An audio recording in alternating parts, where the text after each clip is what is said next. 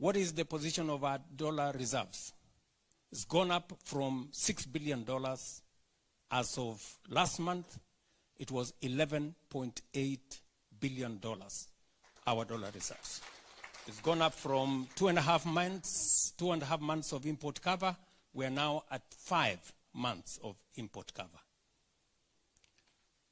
If you follow world economics, IMF last month announced that Kenya has moved from being the 8th largest economy in Africa in 2022 to being the 6th largest economy in Africa this year. So the decisions we made, difficult as they were, has given us dividends. Our exchange rate has stabilized. Inflation has come down. And our numbers are looking good. It is a commitment I made to the people of Kenya. It is a commitment I am willing to do an exam on as to whether I passed or I did not. Number 2, you know very well that when we were running for office, we had a huge problem of cost of living. Unga was retailing at 240. We had many other issues. And I made a decision that we are not going to continue subsidizing consumption. And I said it in black and white, that instead of subsidizing consumption, which never solves any problem, we were instead going to invest in production. It is the reason why we put more money, not in subsidizing unga, not in subsidizing fuel. We put more money in subsidizing fertilizer, seeds, and the agricultural sector. We managed to bring down the cost of fertilizer from about 6,500. I remember when I discussed with KTDA, down to 3,500, and finally down to 2,500. We managed to subsidize seeds. We managed to work with the farmers. We registered all the farmers. For the first time, government of Kenya was working on data. We had never registered our farmers ever since. But today, I can confidently tell you we have 6.5 million farmers. We know those who do coffee. We know everybody's farm, the size. We know those who do tea. We know every farmer's detail. And we can direct subsidies to the people who need it most. As a result,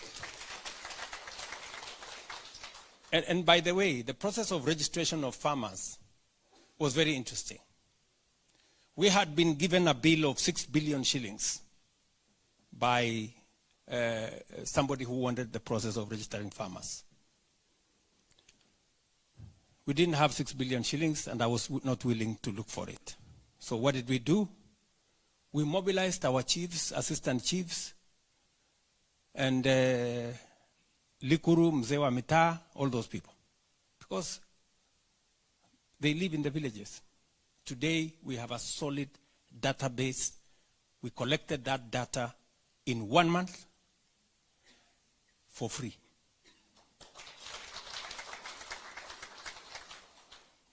And I can tell you that the challenges we used to have in distributing fertilizer, distributing seeds, are now behind us.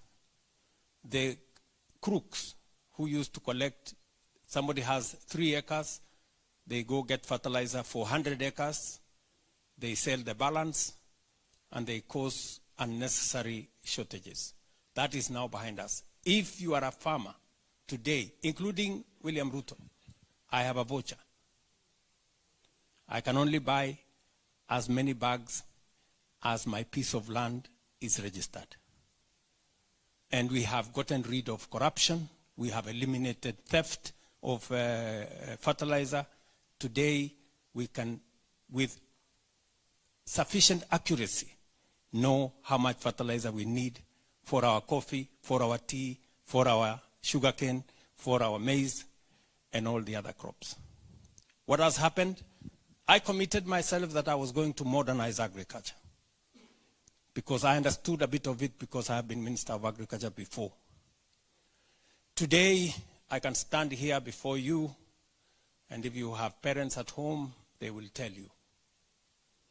Our coffee is doing better. Our tea is doing better. Our maize, we've gotten more production, and we are streamlining the sugar sector, including now going to cotton, going to rice. As a result, because of the process we have gone into, modernizing agriculture, building information into it, bringing technology into the agricultural space, making the right subsidies in production, not in consumption. Last year, let me give you the statistics for last year. Our maize production has gone up by 50%. From 44 million bags last year, we harvested 64 million bags. This year, we are targeting 75 million bags. The people who used to carry Sufurias in the streets, led by Mbadi here,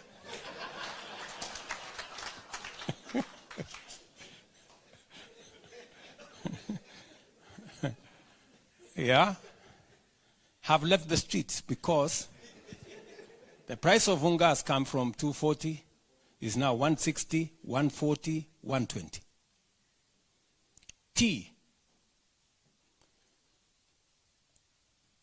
In 2022, we sold our tea exports and sales were 138 billion.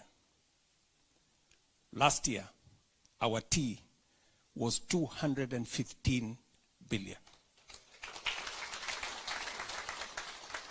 Those of you sitting here who grow coffee, a kilo of coffee was 65 shillings in 2022. A kilo of coffee today is between 110 and 150. Why? We have subsidized fertilizer. We have chased away the cartels. The people who are registered as farmers, brokers, millers, and also buyers at the Nairobi Coffee Exchange, we have gotten rid of them and we have streamlined that sector. Farmers are making more money. It is a commitment I made that I would do, and I can proudly tell you that today we are making more money from our agriculture. I can confidently tell you today we have streamlined the sugar sector, which had big problems. Unfortunately for the people in that sector who are taken hostage, the sugar sector, I had been Minister for Agriculture, so I knew where the problem was. So we've sorted it out, and in a space where sugarcane farmers, they were taking their produce, they wait for 6 months, maybe sometimes 1 year.